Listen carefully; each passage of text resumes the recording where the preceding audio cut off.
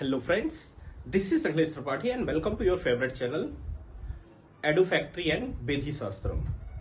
दोस्तों, सामान्य हिंदी जो अभी हाल ही में जैसे राजस्थान एपीओ की परीक्षा नजदीक आई है, जहां पे सामान्य हिंदी के रूप में वो पूछा जा रहा है, या विभिन्न परीक्षाओं में सामान्य हिंदी एक अनिवार्य विषय के रूप में पूछा जाता है।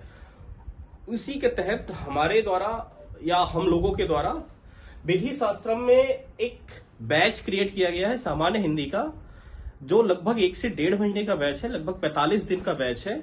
और इसकी फीस जो रखी गई है वो मात्र 899 रुपए रखी गई है, जिसमें आपको सामान्य हिंदी की कंप्लीट जानकारी निबंध लेखन और पत्र लेखन के साथ साथ करवाई जाएगी, जिसका आप हमारे चैनल पे देख सकते हैं। हमने पहले भी सिलेबस और सारी चीजें अपडेट किया है। उसी के तहत आज हम एक बहुत ही इंपॉर्टेंट टॉपिक पढ़ने जा रहे हैं, वर्णों के भेद।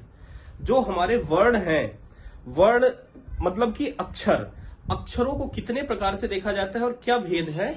तो जो वर्ण होते हैं हिंदी भाषा में वो 4 प्रकार के होते हैं।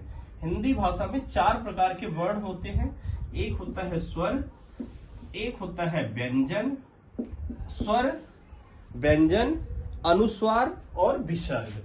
तीसरा है अनुस्वार और चौथा है दोस्तों विसर्ग। 4 प्रकार के होते हैं वर्ण, ठीक है। अब इसमें पहला शब्द आता है स्वर। स्वर क्या कहलाते हैं? स्वर जिसे अंग्रेजी में कहा जाता है वोवेल, वोवेल कहा जाता है। व्यंजन को कॉन्स्टेंट कहा जाता है। तो स्वर क्या होता है भैया? स्वर वे वर्ण स्वर कहलाते हैं जिनके उच्चारण में, जो हम उच्चारण प्रोनाउंसिएशन करते हैं, हवा जो है वो फेफड़ों से उठ के बाहर मुंह से निकलती है और बिना किसी बाधा के निकलती है। मतलब बॉडी का, मुख का कोई पार्ट किसी दूसरे पार्ट से टच नहीं होता है। मुख के द्वारा या नाक के द्वारा जैसे भी हवा निकलती है, बाहर निकलती है, या गला, जीभ, होंठ किसी से परस्पर स्पर्श नहीं करता है, वे वर्ण क्या कहलाते हैं? स्वर। जैसे आ, अब देखिए अंदर से निकल रहा है ना, कहीं तक ई, ऊ, ए, ये आपके क्या कहलाते हैं? स्वर कहलाते हैं। और हिंदी में अगर देखा जाए साथियों, तो इनकी संख्या जो है वो कितनी है? 11। कुल 11 स्वर होते हैं। यहां पे थोड़ा सा विवाद है कि री को 12वें स्वर के रूप में देखा जाता है, बट वास्तव में वो अनुस्वर होता है। री अनुस्वर है, स्वर के रूप में नहीं माना जाता है, क्योंकि उसका रा के रूप में, रा और ई के रूप में इसका उच्चारण किया जाता है, ठीक है। रा प्लस ई के रूप में उच्चारण होता है, इस वजह से इसे स्वर में नहीं लिया जाता है। आपकी ये 11 है आ, ई, उ, ए, ओ, औ। आ, ई, उ, ए, ओ, औ, ठीक है। और एक और इसमें माना जाता है औ को, इसको भी माना जाता है स्वर के रूप में, ठीक है। तो ये आपके 11 स्वर होते हैं। और स्वरों को देखा जाए तो स्वरों को भी साथियों 2 आधार पे स्वरों का भेद किया जाता है। एक प्रयत्न के आधार पे और दूसरा मुखाकृति के आधार पर, ठीक है। इनका जो भेद किया जाता है ये 2 प्रकार से किया जाता है। एक होता है प्रयत्न के आधार पर, प्रयत्न के आधार पर स्वर, और दूसरा होता है मुखाकृति के आधार पे।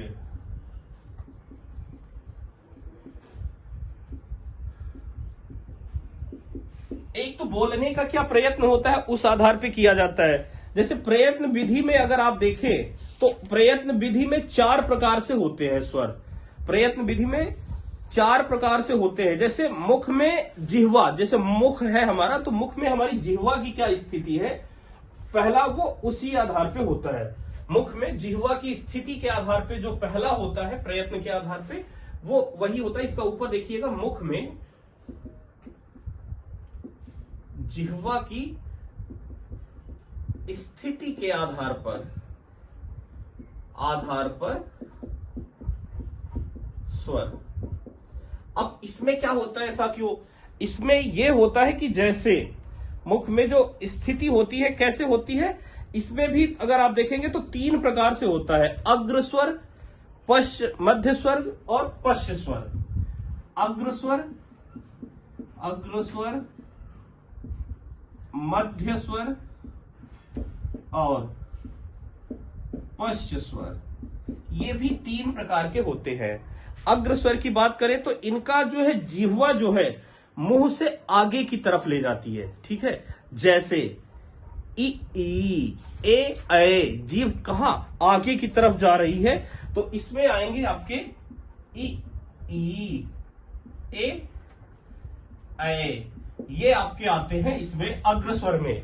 मध्य स्वर की बात किया जाए तो उसमें जो जीभ मध्य में ही रहती ओ, तो इसमें आएगा आपका आ, छोटा आ। पश्च स्वर देखा जाए तो जो पीछे की तरफ रहते हैं, जीभ जो है पिछले वाले भाग में रहती है, आ उ या ओ, ये सब आते हैं पश्च स्वर में। आ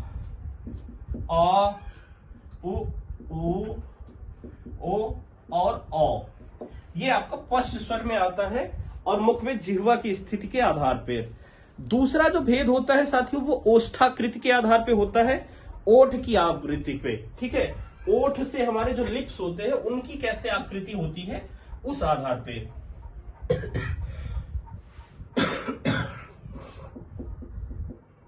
ओष्ठाकृति के आधार पर। और देखिए कोई भी शब्द हम बोलते हैं तो हमारे होठ की जो पोस्चर होता है वो 2 तरीके से बनता है, या तो हमारा होठ गोला बनता है या तो फैला हुआ बनता है। मतलब वृत्तामुखी और आवृत्तामुखी, एक गोलाकार और एक फैला हुआ। पहला होता है वृत्तामुखी, दूसरा होता है आवृत्तामुखी। वृत्तामुखी जैसे हम कोई शब्द बोलते हैं तो मुंह गोला बनता है, उ ओ औ, ये सब उ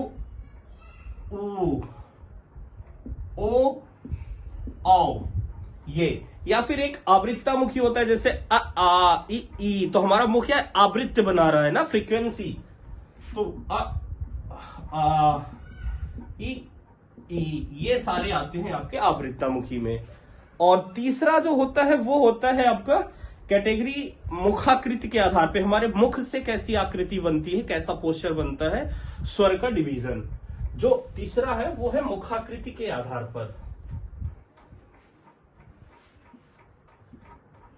मुखाकृति के आधार पर।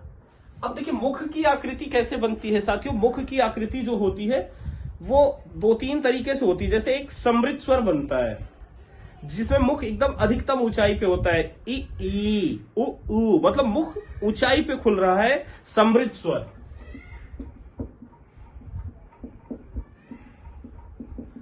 ई उ, ये समृद्ध स्वर हो गया। या अर्ध समृद्ध स्वर कम खुलता है जिसमें मुख, अर्ध समृद्ध स्वर, इसमें उ, ये सब आ जाता है अर्ध समृद्ध में। या ओ ये सब आते हैं इसमें। अर्ध समृद्ध के बाद में तीसरा आता है विवृत स्वर, जिसमें मुख एकदम खुला रहता है, आ, तो ये थर्ड आएगा आपका विवृत स्वर। इसका एग्जांपल है आ। और चौथा होता है अर्ध विवृत, जिसमें आधा मुख खुला होता है, ए ओ आओ ऐ, इस तरह से ये अर्ध विवृत।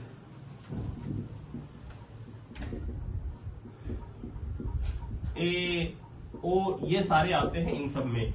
तो ये था मुखाकृति के आधार पे स्वर, ठीक है। और चौथा जो है वो है आपका उच्चारण में लगने वाले समय के आधार पे। जो प्रयत्न में चौथा है वो है कैसा, देखिए पहले जिह्वा हो गया, मुख से हो गया, ओष्ठ से हो गया। चौथा क्या है आपका, उच्चारण में लगने वाले समय के आधार पर। इसका चौथा है उच्चारण में लगने वाले समय के आधार पर। और इसमें 2 होता है, पहला होता है लघु स्वर, दूसरा होता है दीर्घ स्वर। जिसको बोलने में कम समय लगता है वो लघु मात्रा होती है, लघु स्वर होता है, इसको ऐसे लिखा जाता है। जिसमें ज्यादा समय लगता है वो ऐसे लिखा जाता है, जिसे दीर्घ या गुरु भी कहा जाता है। तो ये 4 प्रकार से प्रयत्न के आधार पे है। एक बार फिर से बताइए, मुख में जिह्वा के आधार पे है पहला प्रयत्न में, जिसमें अग्रस्वर है, मध्य स्वर है, पश्च स्वर है, फिर ओष्ठाकृति है आपका वृत्तानुमुखी, फिर आवृत्तानुमुखी, फिर तीसरा मुखाकृति में समृत, अर्ध समृत और विवृत, अर्ध विवृत, फिर उच्चारण के आधार पे है, जिसमें आपका ह्रस्व स्वर या लघु स्वर और दीर्घ स्वर या गुरु स्वर है। ठीक है।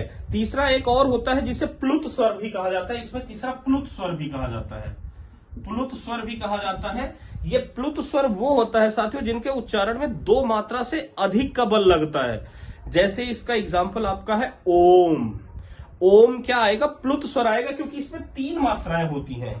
अगर आप ओम के बारे में देखें तो ये क्या है? ये वास्तव में 3 मात्रा है, अ, ई प्लस उ और प्लस मा, 3 का है। तो इसमें आ और उ दोनों मात्राएं हैं और एक व्यंजन है, तो ये प्लुत स्वर में आता है ओम। ये आपके कई बार पूछा गया है एग्जाम में। फिर उच्चारण के आधार पे देखा जाए तो उच्चारण के आधार पे जो भेद होता है वो साथियों आपका तालव्य, कंठ और कोमल कंठ होता है। तो जो तालिब जीभ के तालु के पास जाने से उच्चरित होता है वो आपका तालव्य कहलाता है, जैसे ई। तालु कंठ जैसे होता है वो ए गले से आता है, और कोमल तालव्य आता है जैसे अ, ये सारे शब्द आते हैं ये। और ये हो गया तालब के आधार पे। और अगला जो होता है ओष्ठ के आधार पे, जो हमारे ओष्ठ से निकलता है, जैसे उ, या कंठ के शब्द जो गले से निकलते हैं ओ। तो ओष्ठ, तालब और कंठ, ये 3 होते हैं आपके मुखाकृति के आधार पे। ओष्ठ, तालव्य और कंठ। ओष्ठ को ही दंती भी कहा जाता है। ठीक है। तो इस तरह से ये वर्णों के भेद हैं, जो आपका सामान्य पहला ही अध्याय एक तरह से हिंदी का होता है, जिसको हमने देखा और हमने कोशिश किया कि शायद ये आपके समझ में आ भी गया हो। बाकी इसमें काफी चीजें जब इसकी प्रैक्टिस की जाएगी तो प्रैक्टिस में और चीजें स्पष्ट रूप से क्लियर हो जाएंगी। तो इस वीडियो में दोस्तों बस इतना ही। और आपका जैसे मैंने शुरू में भी बताया था कि हमारे विधि शास्त्र में ऐप शुरू हो गया है हिंदी का, जो मात्र 899 रुपए में कराया जा रहा है, जिसमें आपको हिंदी की कंप्लीट प्रिपरेशन कराई जाएगी, वो भी स्वर व्यंजन यानी अ, ई से लेके क, ख, ग से लेके और लास्ट तक ले जाएगी। ठीक है। तो इस वीडियो में दोस्तों बस इतना ही, और मिलते हैं किसी नई जानकारी के साथ आपके अपने चैनल में। Thank you very much.